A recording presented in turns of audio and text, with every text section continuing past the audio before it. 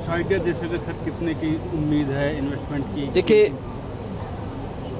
Japan के दौरे के दौरान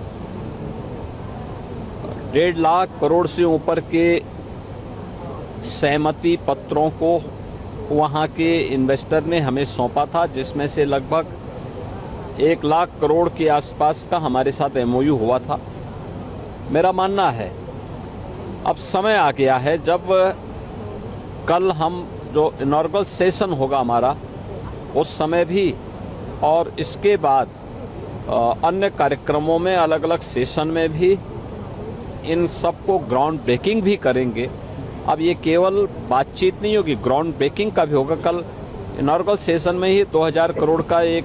इन्वेस्टमेंट का प्रस्ताव ऑटोमोबाइल का ये कल यहाँ पे होने जा रहा है, ग्राउंड ब्रेकिंग भी होगा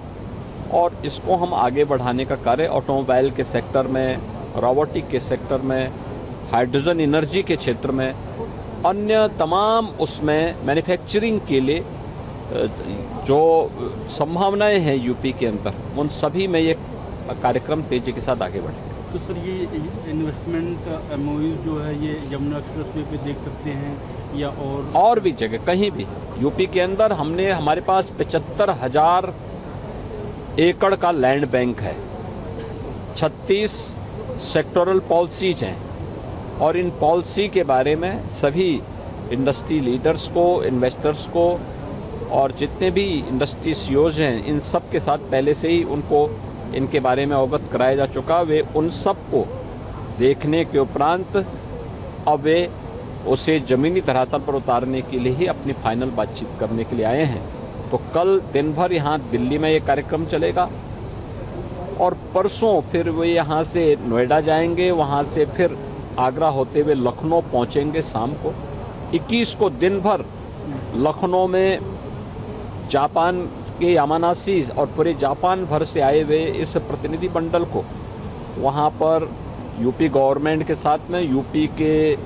इंडस्ट्री लीडर्स के साथ बातचीत करने का, उनके साथ इंटरेक्शन का इनका कार्यक्रम है। फिर 22 को ये पूरा डेलीगेशन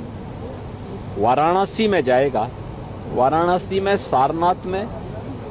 उनका एक कार्यक्रम होना है।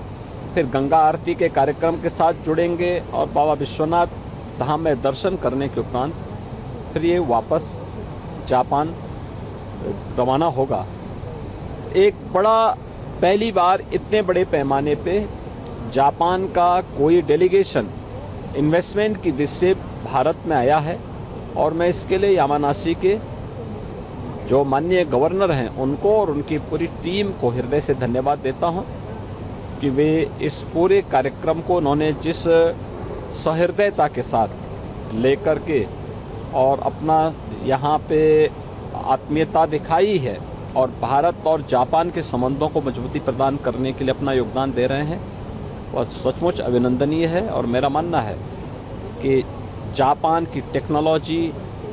जापान की समयबद्ध तरीके से अपने कार्य के प्रति अनुशासन, ये सभी जो उनकी उपलब्धियां हैं, तो यूपी के अंदर उस उपलब्धि के लिए यहाँ पे 56% से अधिक की हमारी यंग वर्कफोर्स एक स्केल के रूप में, स्किल के रूप में और डबल इंजन सरकार की स्पीड के रूप में यूपी के अंदर वह सब उनको दिखाई देता है और यूपी के इस अपॉर्चुनिटी का लाभ अवश्य जापान के हमारे इन्वेस्टर लेंगे।